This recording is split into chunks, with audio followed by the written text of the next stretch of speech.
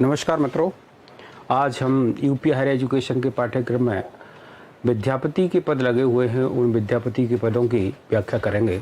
उससे पहले विद्यापति जो आदिकाल की लौकिक साहित्य परंपरा के कवि हैं और आचार्य रामचंद्र शुक्ल ने अपने हिंदी साहित्य के इतिहास में इनको फुटकल श्रेणी के कवियों में रखा है। विद्यापति को मैथिल कोकिल के नाम से जाने जाते हैं। आज उनके जीवन परिचय और साहित्यिक परिचय को देखेंगे। इसके बाद हम पदावली के जो पद निर्धारित हैं उन पदों की व्याख्या और उनका कलात्मक सौंदर्य के बारे में चर्चा करेंगे। आज विद्यापति का जीवन परिचय और साहित्यिक परिचय जिससे संबंधित प्रश्न बहुधा परीक्षा में पूछे जाते रहते हैं। आइए देखें विद्यापति का परिचय। विद्यापति का जन्म 1350 ईस्वी में बिहार के दरभंगा जिले में हुआ था और बिस्पी नामक गांव का नाम था बिस्पी। निधन विद्यापति का 1460 ईस्वी में माना जाता है। लगभग 110 वर्ष की आयु उनको प्राप्त हुई थी कबीर की तरह से। और डॉक्टर बच्चन सिंह विद्यापति का जीवन काल 1360 से 1448 ईस्वी स्वीकार करते हैं, लेकिन यही शर्मान्य मत है, ये 1350 से 1460। पिता का नाम गणपति ठाकुर था। गणपति ठाकुर को योगेश्वर की उपाधि प्राप्त थी। गणपति ठाकुर ने गंगा भक्ति तरंगिणी नामक एक ग्रंथ भी लिखा था और इसी प्रकार से लगभग 14-15 पुस्तकों की रचना की विद्यापति ने, जिसमें से जो पदावली है वो मैथिली भाषा में लिखी गई और अपभ्रंश भाषा की कीर्तलता और कीर्त पताका और शेष रचनाएं उनकी संस्कृत में हैं, जिनकी चर्चा करेंगे। माता का नाम पूछा जाए तो हंसनी देवी है। गुरु पंडित हरि मिश्र थे। आश्रयदाता की बात करें तो दो आश्रयदाता रहे, राजा शिव सिंह और राजा कीर्त सिंह। शिव सिंह विद्यापति के बाल सखा व मित्र थे।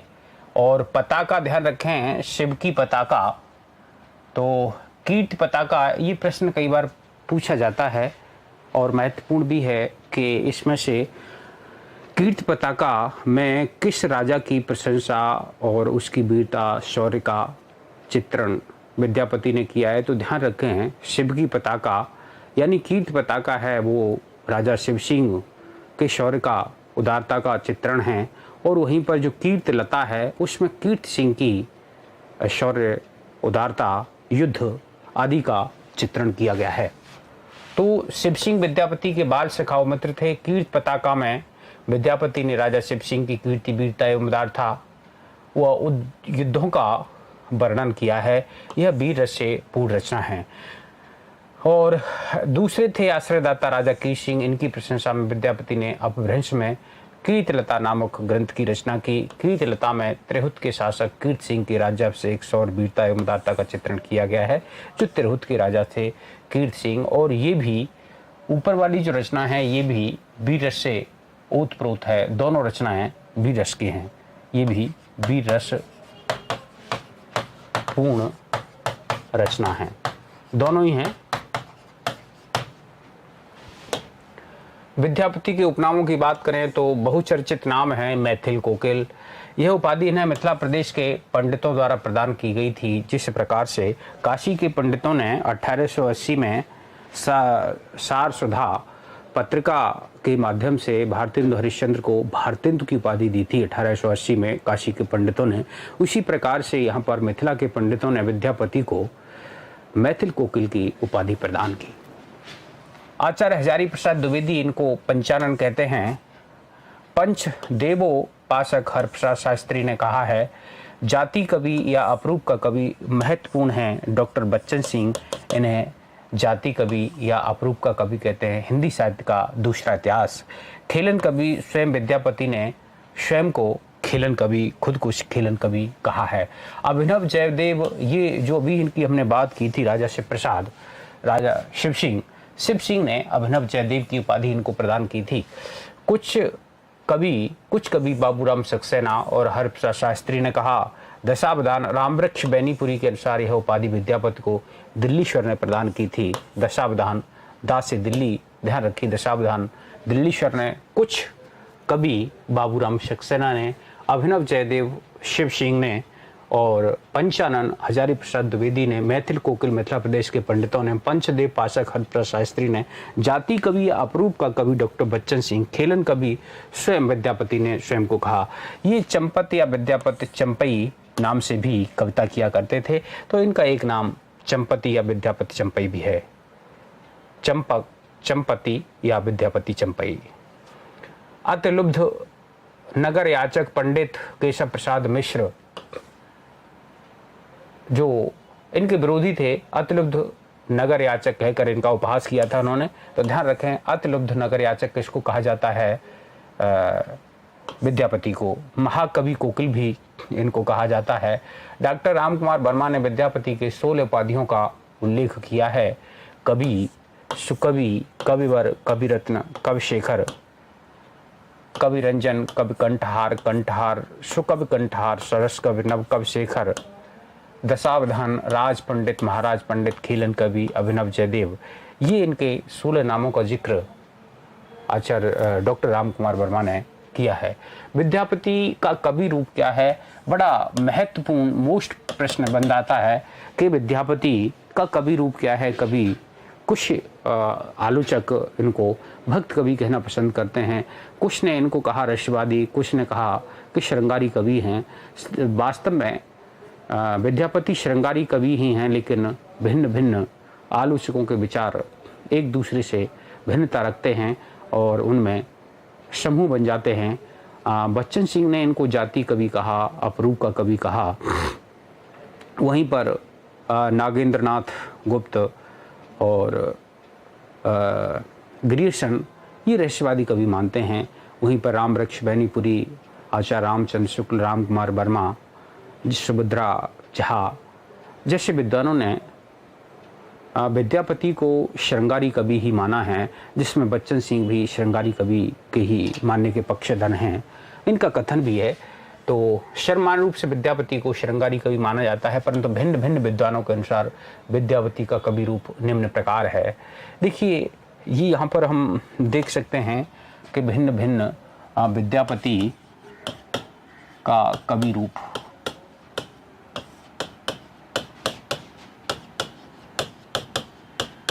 तो यहाँ पर ये महत्वपूर्ण प्रश्न है, परीक्षा की दृष्टि से बहुत महत्वपूर्ण बनता है।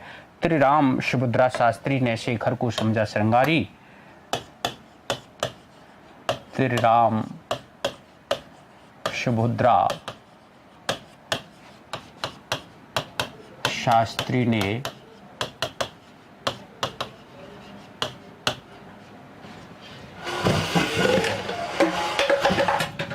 शेखर को समझा श्रृंगारी।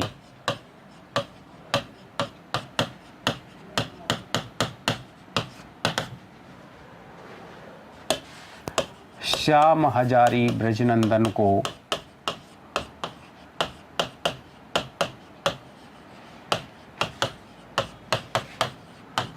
लगे भक्त सचमुच भारी।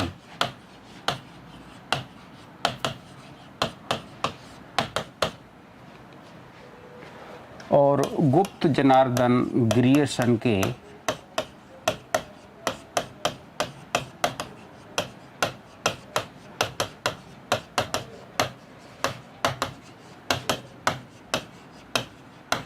रहस्य समझ में नहीं आया। और बच्चन सिंह ने विद्यापति को कवि जाति का ठहराया।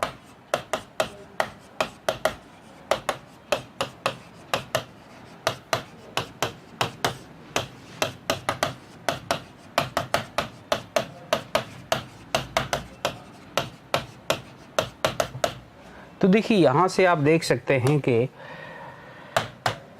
विद्यापति के को किसने श्रृंगारी समझा। तो ध्यान रखिए श्रृंगारी मानने वालों में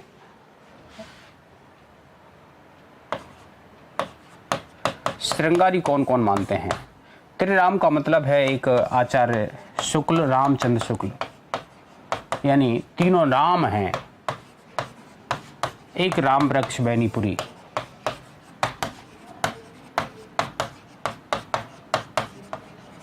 एक राम कुमार वर्मा। तो ये 3 नाम हो गए। त्रिराम का मतलब यही है कि रामचंद्र शुक्ल, राम वृक्ष बैनीपुरी और राम कुमार वर्मा। और सुभद्रा से सुभद्रा झा, सुभद्रा झा भी इनको श्रृंगारी कवि मानती हैं। त्रिराम सुभद्रा शास्त्री यानी हरप्रसाद शास्त्री, हरप्रसाद शास्त्री भी इनको श्रृंगारी कवि मानते हैं। और एक बच्चन सिंह और मानते हैं। ठीक है, तो ये श्रृंगारी कवि मानने के पक्षधर हैं। वहीं पर भक्त कवि मानने के त्रिराम सुभद्रा शास्त्री ने शेखर को समझा श्रृंगारी। अब देखिए यहाँ पर श्याम हजारी ब्रजनंदन ने श्याम सुंदर दास भक्त कवि मानते हैं। श्याम हजारी यानी हजारी प्रसाद द्विवेदी, श्याम हजारी, ब्रजनंदन को ब्रजनंदन सहाय, ये भी इनको भक्त कवि मानते हैं। श्रृंगार रस का बाग सिद्ध कवि, सिद्ध बाग कवि ये कहने वाले हजारी प्रसाद द्विवेदी। श्याम हजारी ब्रजनंदन को लगे भक्त सचमुच भारी। तो देखिए ये इनको। और एक तीसरा है रहस्यवादी कवि मानने वाले।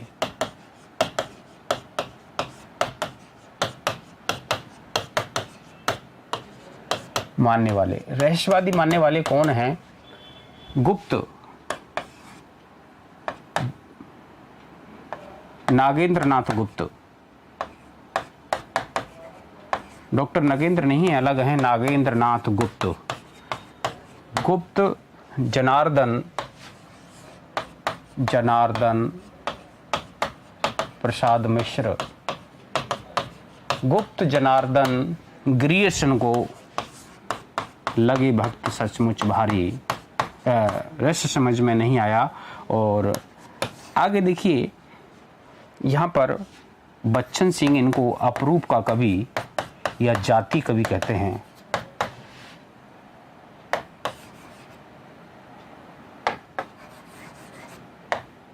जाति कवि मानने वाले।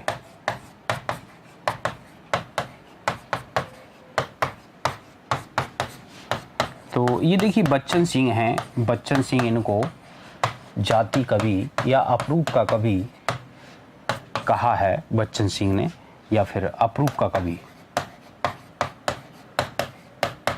ध्यान रखें। तो ये महत्वपूर्ण था। आए देखे चलिए। त्रिराम सुभद्रा शास्त्री ने शेखर को समझा श्रृंगारी, श्याम हजारी ब्रजनंदन को लगे भक्त सचमुच भारी, गुप्त जनार्दन ग्रियसन के रहस्य समझ में नहीं आया, बच्चन सिंह ने विद्यापति को कवि जाति का यानी जाति कवि ठहराया। तो ये देखिए व्याख्या यहाँ पर हुई गई इसकी। श्रृंगारी कवि मानने वाले रामचंद्र शुक्ल हैं, राम कुमार वर्मा, राम वृक्ष बैनीपुरी, सुभद्रा झा, हरप्रसाद शास्त्री और बच्चन सिंह जिनकी हमने चर्चा की। भक्त कवि मानने वाले डॉक्टर श्याम सुंदर दास, आचार्य हजारी प्रसाद द्विवेदी, बाबू ब्रजनंदन सहाय। आचार्य हजारी प्रसाद द्विवेदी ने विद्यापति को भक्त कवि मानते हुए श्रृंगार रस का सिद्ध वाक्य कवि कहा है। रहस्यवादी कवि मानने वाले नागेंद्र नाथ गुप्त हैं, जनार्दन मिश्र हैं, ग्रियसन हैं, कुमार स्वामी हैं। और जाति कवि मानने वाले डॉक्टर बच्चन सिंह हैं, अपरूप का कवि भी कहते हैं। विद्यापति की रचनाओं की बात करें, रामवृक्ष बैनीपुरी ने विद्यापति की 9 पुस्तकों का उल्लेख किया है, जिसमें पहली पुस्तक आपसे पूछा जाए, महत्वपूर्ण है ये, तो कीर्तिलता है, जो अपभ्रंश भाषा में लिखी गई। और कीर्तिलता आप जानते हैं, कीर्तिलता कीर्ति सिंह की इसमें प्रशंसा की गई है। और 9वीं पुस्तक दुर्गा भक्ति तरंगिणी है, जो ऐसा माना जाता है कि दुर्गा भक्ति तरंगिणी और गंगा भक्ति तरंगिणी, ये दोनों पुस्तक इनके पिताजी ने लिखी थी। गंगा भक्ति तरंगिणी की तो अभी हमने बात की थी, दुर्गा भक्ति तरंगिणी भी इनके पिता गणपति ठाकुर ने लिखी थी। लेकिन गणपति ठाकुर इस दुर्गा भक्ति तरंगिणी को पूरा नहीं कर पाए थे, तो उस रचना को पूरा किया उनके पुत्र विद्यापति ने, मैथिल कोकिल ने। ध्यान रखना, तो ये कई बार प्रश्न अगर पूछ लिया जाए तो ध्यान रखना, अपने पिता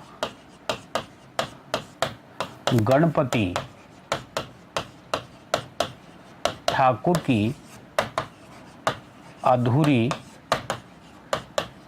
कृति को पूर्ण किया।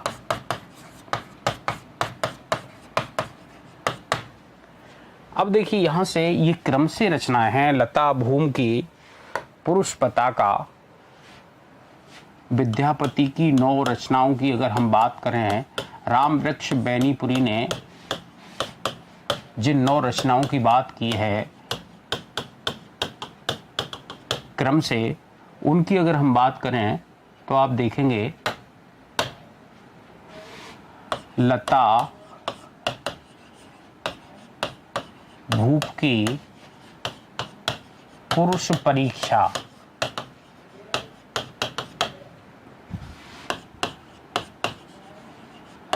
लिखा सार गंगदान भक्त का,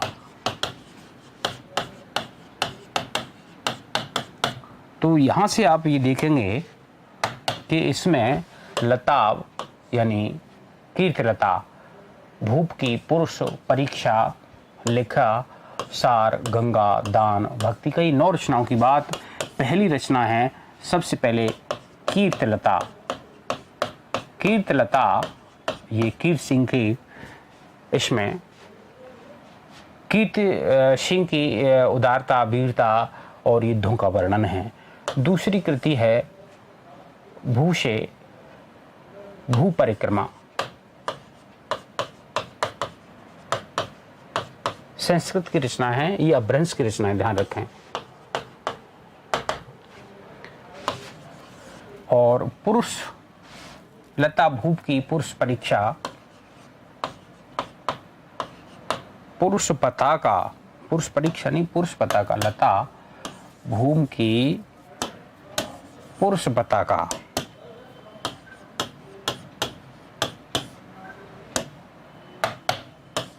तो पुरुष परीक्षा है और पुरुष परीक्षा भी संस्कृत की है, ध्यान रखें।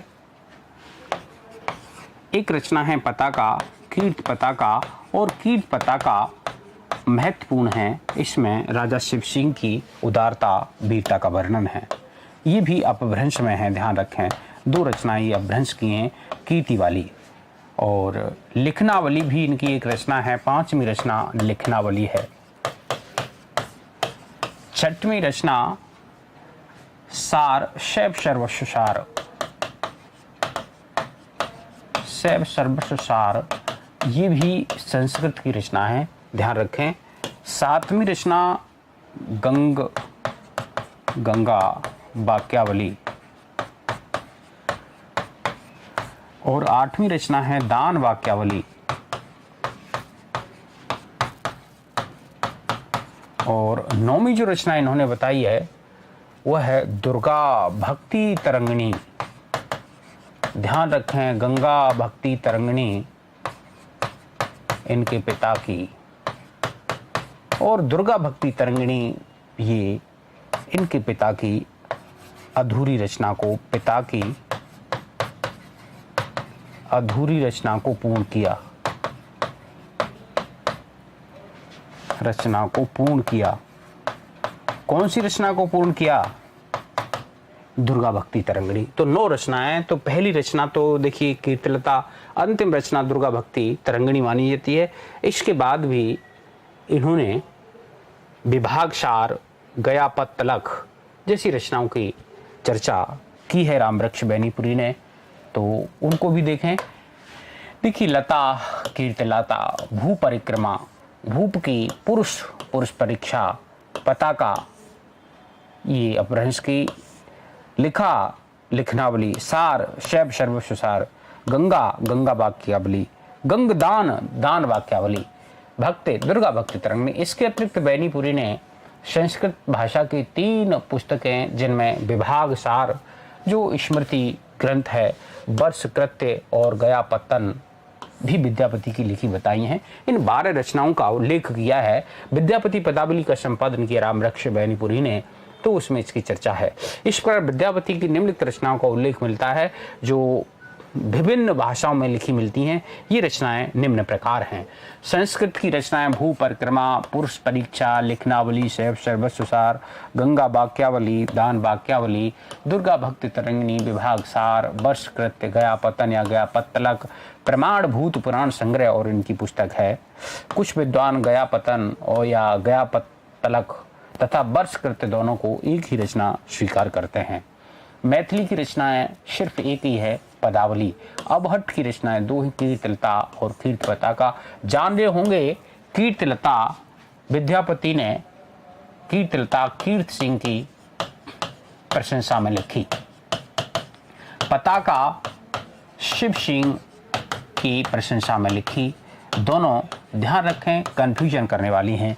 मिश्रित भाषा की रचनाएं जो संस्कृत प्राकृत और मैथिली में नाटक है, इनका गोरच विजय। इस नाटक के आधार पर मिश्र बंधु ने विद्यापति को हिंदी का पहला नाटककार घोषित किया है। विद्यापति के संदर्भ में आलोचकों के कुछ मत हैं, उनकी बात करें तो विद्यापति ने हिंदी में जनभाषा में श्रृंगारिक रस के क्षेत्र के लिए मर्यादा बांधकर चाहे कृष्ण भक्त कवियों का उतना उपकार न किया हो, पर श्रृंगार काल के कवियों के लिए बहुत बड़ा उपकार कर गए हैं। किसका कथन है जानते हैं आप। श्रृंगार काल रीत काल को कहने वाले आचार्य विश्वनाथ प्रसाद मिश्र हैं। तो इस श्रृंगार काल से समझिए विश्वनाथ प्रसाद मिश्र का कथन है। एक बार पुनः देखेंगे, विद्यापति ने हिंदी में जन भाषा में श्रृंगारिक रस के क्षेत्र के लिए मर्यादा बांधकर चाहे कृष्ण भक्त कवियों का उतना उपकार न किया हो, पर श्रृंगार काल के कवियों के लिए वो बहुत बड़ा उपकार कर गए। यानी ये रचना विश्वनाथ प्रसाद मिश्र भी श्रृंगार रस से उत्पन्न श्रृंगारी रचना मानते हैं पदावली को, और इस कारण से ये कहते हैं कि श्रृंगार रस के कवियों के लिए यानी रीत काल के कवियों के लिए श्रृंगार की जिस प्रकार की सामग्री थी उस सामग्री को एक पूर्व पीठिका के रूप में लेकर के रीति कवियों ने अपने ग्रंथों की रचना की, यानी उन्होंने इससे सहायता प्राप्त की। ऐसा विश्वनाथ प्रसाद मिश्र का कथन है। कीर्तिलता की भाषा को विद्यापति ने अबहट्ठ कहा है। ध्यान रखें अबहट्ठ की रचनाएं दो हैं, लेकिन कीर्तिलता के संबंध में ये बड़ी चर्चित पंक्तियां हैं और अक्सर परीक्षा में पूछी जाती रही हैं। देश बया बैना सब जन मिठा तै तैसन जंपो अबहट्टा, यानी देश यानी सबको अपनी देशी जो वचन हैं सबको मीठे लगते हैं, ऐसा ये कहा है विद्यापति ने कीर्तिलता के संबंध में। डॉक्टर बच्चन सिंह का ये कथन है। विद्यापति कीर्तिलता में सामाजिक और साहित्यिक परंपरा का समर्थन करते हैं तो पदावली में उन्हें तोड़ते हैं। बच्चन सिंह का चर्चित कथन है कि कीर्तिलता में सामाजिक और साहित्यिक परंपरा का समर्थन करते हैं तो पदावली में उन्हें तोड़ते हैं। एक ओर वे अपभ्रंश से अबहट्ठ में लिख रहे थे तो दूसरी ओर मैथिली में। इससे पता चलता है कि वे 14वीं शताब्दी के अंत तक अपभ्रंश का स्थान देश भाषाएं ले चुकी थीं। देश भाषा में लिखी पहली रचना विद्यापति की पदावली है। ऐसा कौन कहता है? देश भाषा में लिखी विद्यापति की पहली रचना पदावली है, अतः हिंदी के पहले कवि विद्यापति ही ठहरते हैं। हिंदी के पहले कवि डॉक्टर बच्चन सिंह मानते हैं और यही इनको जाति कवि कहते हैं हिंदी के होने के कारण। ध्यान रखें विद्यापति की कविता का स्थापत्य महत्वपूर्ण है। ये विद्यापति की कविता का स्थापत्य श्रृंगारिक है, उसे आध्यात्म कहना, खजुराहो के मंदिरों को आध्यात्मिक कहना है। खजुराहो के मंदिर से समझिए खजुराहो ये बच्चन सिंह। मैथिली की मिठास, लोक धुनों का समावेश, तन्मयीभूत करने की अपनी क्षमता के कारण पदावली आज भी लोकप्रिय है, कल भी रहेगी। नागर अभिरुचि के बावजूद विद्यापति की रचनाओं में एक खुलापन है, साहस है, सौंदर्य उपभोग की ललक है, रूप दर्शन की अतृप्त प्यास है। बच्चन सिंह का चर्चित कथन। विद्यापति का प्रेम न तो रोमांटिक की तरह वायवी है और न भक्तों की तरह दिव्य, वे अपरूप के कवि हैं, ऐसा बच्चन सिंह का कथन है। कीर्तिलता कीर्ति सिंह के प्रीत्यर्थ लिखी गई तो पदावली शांत सुखाय और शिव सिंह लखमा देवी के प्रीत्यर्थ। ध्यान रखें कीर्तिलता कीर्ति सिंह के, ध्यान रखें ये हमने चर्चा की थी। और पदावली में शांत सुखाय भी है और विद्यापति पदावली में और किसका चित्रण है? शिव सिंह का। शिव सिंह और लखमा देवी के प्रीत्यर्थ यानी उनकी प्रशंसा में। और ये ध्यान रखें कि यहाँ पर जो कीर्ति पताका है, कीर्ति पताका में भी इन्हीं शिव सिंह और लखमा देवी का ही चित्रण है, इनकी प्रशंसा की गई है। जिस रचना के कारण विद्यापति मैथिल कोकिल कहलाए वह कौन सी है पदावली? आचार्य रामचंद्र शुक्ल का चर्चित कथन है। विद्यापति के पद अधिकतर श्रृंगार के ही हैं, जिनमें नायिका और नायक राधा कृष्ण हैं। इन पदों की रचना जयदेव के अनुकरण पर शायद ही की गई हो। इनका माधुर्य अद्भुत है, आचार्य रामचंद्र शुक्ल का कथन है। विद्यापति को कृष्ण भक्तों की परंपरा में न समझना चाहिए, बिल्कुल नहीं समझते हैं, श्रृंगारी मानते हैं, आचार्य रामचंद्र शुक्ल का कथन है। आचार्य रामचंद्र शुक्ल विद्यापति को श्रृंगारी कवि मानते हैं। विद्यापति का संसार ही दूसरा है, वहाँ सदैव कोकिलाएं ही कूजन करती हैं, फूल खिला करते हैं पर उनमें कांटे नहीं होते हैं। राधा रात भर जागा करती है, उसके नेत्रों में ही रात समा जाती है। शरीर में सौंदर्य के सिवाय कुछ भी नहीं है। पथ है, उसमें भी गुलाब है। शैया है, उसमें भी गुलाब है। शरीर है, उसमें भी गुलाब। सारा संसार गुलाबमय है। ध्यान रखें, बाबू गुलाब राय का कथन नहीं है, डॉक्टर राम कुमार वर्मा का है, हिंदी आलोचना का इतिहास। विद्यापति की बाह्य संसार में भगवत वचन कहाँ? बहुत महत्वपूर्ण प्रश्न है। विद्यापति के बाह्य संसार में भगवत भजन कहाँ? वै संधि में ईश्वर से संधि कहाँ? सद्य स्नाता में ईश्वर से नाता कहाँ? अभिसार में भक्ति का सार कहाँ? उनकी कविता विलास की सामग्री है, उपासना की साधना नहीं। ये भी डॉक्टर राम कुमार वर्मा का हिंदी आलोचना का जो साहित्य है, हिंदी का आलोचनात्मक साहित्य, उसमें लिखा है इन्होंने। विद्यापति ने राधा कृष्ण का जो चित्र खींचा है उसमें वासना का रंग बहुत ही प्रखर है। आराध्य देव के प्रति भक्त का जो पवित्र विचार होना चाहिए वह उसमें लेश मात्र भी नहीं है। अंग्रेजी कवि बायरन के समान विद्यापति का भी यही सिद्धांत है कि यौवन के दिन ही गौरव के दिन है। बड़ा चर्चित कथन है राम कुमार वर्मा का। विद्यापति श्रृंगार रस के सिद्ध बाग कवि, आचार्य हजारी प्रसाद द्विवेदी का कथन। आध्यात्मिक रंग के चश्मे, बड़ा चर्चित कथन है, कई बार परीक्षा में पूछा रहा है आचार्य शुक्ल का। आध्यात्मिक रंग के चश्मे आजकल बहुत सस्ते हो गए हैं, उन्हें चढ़ाकर जैसे कुछ लोगों ने गीत गोविंद के पदों को आध्यात्मिक संकेत बताया है, वैसे ही विद्यापति के इन पदों को भी सूर आदि कृष्ण भक्तों के श्रृंगारिक पदों की भी ऐसी लोग आध्यात्मिक व्याख्या चाहते हैं। ये कहना है आचार्य रामचंद्र शुक्ल का। मिथिला में विद्यापति को कोई वैष्णव कवि नहीं कहता और न कोई इन्हें भक्त कवि कहता है, सभी इन्हें श्रृंगारिक कहते हैं। डॉक्टर उमेश मिश्र का कथन है, विद्यापति में भक्ति भावना थी किंतु उस पर श्रृंगार भावना ने विजय पाली थी। उनके पदों को सुनकर चैतन्य महाप्रभु भक्ति के आवेश में लोटपोट हो जाते थे। लोटपोट है ये, ध्यान रखें। विद्यापति में भक्ति भावना थी किंतु श्रृंगार भावना ने विजय कर ली, ये बाबू गुलाब राय का कथन है। विद्यापति के दैदीप्यमान पदों को हिंदू भक्त काम वासना का तनिक भी अनुभव न करके उसी तरह पढ़ते हैं जिस तरह सोलोमन के गीतों को ईसाई पादरी पढ़ा करते थे। ध्यान रखें, ईसाई यानी रहस्य भावना से युक्त रचना मानने वाले डॉक्टर ग्रियर्सन हैं। विद्यापति का कृष्ण काव्य सूरदास का या अन्य कृष्ण भक्त कवियों का सा कृष्ण काव्य नहीं है। यह यदि भक्त काव्य माना भी जा सकता है तो वैसा ही जैसा बिहारी का पद्माकर का था। विश्वनाथ प्रसाद मिश्र का कथन है, महत्वपूर्ण कथन है, ध्यान रखें। यानी विद्यापति का कृष्ण काव्य सूरदास का या अन्य कृष्ण भक्त कवियों का सा कृष्ण काव्य नहीं है। यह यदि भक्त काव्य माना भी जाए तो वैसा ही है जैसा बिहारी का और पद्माकर का, कि उनमें ये रीत काल के कवि हैं जिनमें रीति की प्रधानता है, श्रृंगार की प्रधानता है, लेकिन कुछ थोड़ा बहुत झुकाव, अगर हम कह सकते हैं कि 10% झुकाव इनका भक्ति की तरफ है तो 90% श्रृंगार की तरफ है। तो कहना यहाँ पर विश्वनाथ प्रसाद मिश्र यही चाह रहे हैं कि जिस प्रकार से बिहारी के जो दोहे हैं 713 उसमें अधिकतर श्रृंगार के दोहे हैं और बिहारी का झुकाव श्रृंगार की तरफ था, लेकिन कुछ दोहे उनमें भक्ति के भी मिल जाते हैं, नीति के भी मिल जाते हैं। तो उसी प्रकार से अगर भक्त कवि मानना चाहें तो भक्ति के दोहे, भक्ति के पद कम ही मिलेंगे, ऐसा कहना है विश्वनाथ प्रसाद मिश्र का। ध्यान रखें, विद्यापति का कृष्ण काव्य सूरदास का या अन्य कृष्ण भक्तियों का सा कृष्ण काव्य नहीं है। का सा यह यदि भक्त काव्य माना भी जा सकता है तो वैसा ही जैसा बिहारी या पद्माकर का था। विद्यापति से संबंधित कुछ अन्य महत्वपूर्ण तथ्यों की बात करें, सर्वमान्य रूप से बिहारी को क्या माना जाता है? श्रृंगारी कवि माना जाता है। आचार्य शुक्ल ने विद्यापति को फुटकल कवियों के अंतर्गत आदिकाल में स्थान दिया है। कीर्तलता में त्रिहुत के शासक कीर्त सिंह की वीरता उदारता का चित्रण है।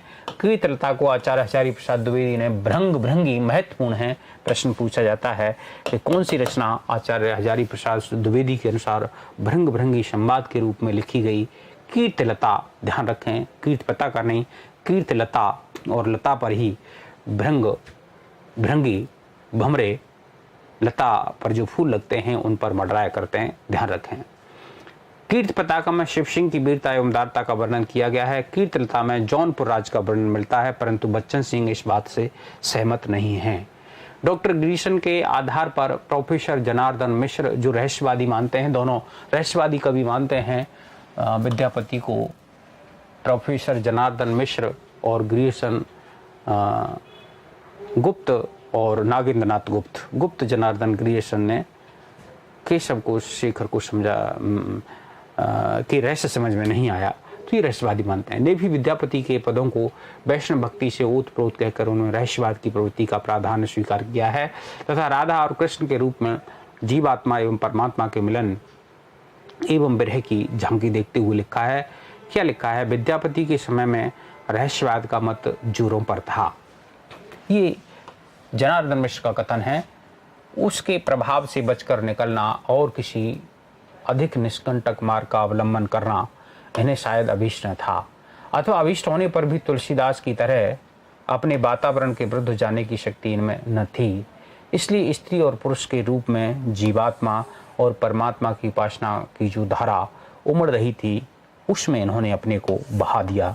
यानी रहस्यवादी, जीवात्मा और परमात्मा का जहाँ संबंध होता है वो वहाँ रहस्यवाद होता है, और रहस्यवाद की जो धारा थी उसमें इन्होंने अपने को बहा दिया, ऐसा कहना है जनार्दन प्रसाद मिश्र का।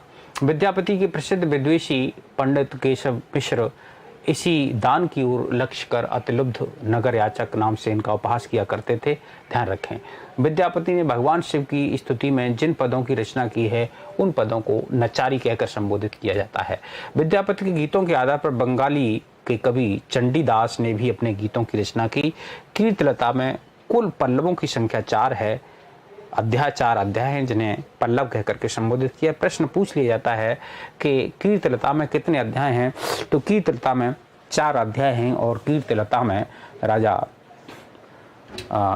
कीर्त सिंह की प्रशंसा का चित्रण है।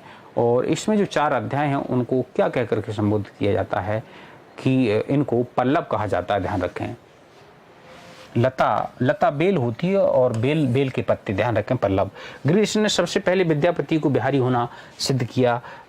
यानी बिहारी, देखिए बिहारी नहीं, ये बिहारी ये भाषा बोलने वाले जो मैथिली के कवि हैं, बिहारी की भाषा जो मैथिली है वो भाषा है बिहारी बोली की। तो सबसे पहले बिहारी बोली का कवि किसने सिद्ध किया? गिरीश ने सिद्ध किया। ध्यान रखें, महामहोपाध्याय हरप्रसाद शास्त्री, जस्टिस शारदा चरण मित्र, बाबू नगेंद्रनाथ गुप्त आज सभी बंगी विद्वानों ने यह कबूल कर लिया है कि मिथिला निवासी थे और इन्होंने मैथिली भाषा में कविता की है जो ब्रज बोली की एक शाखा है।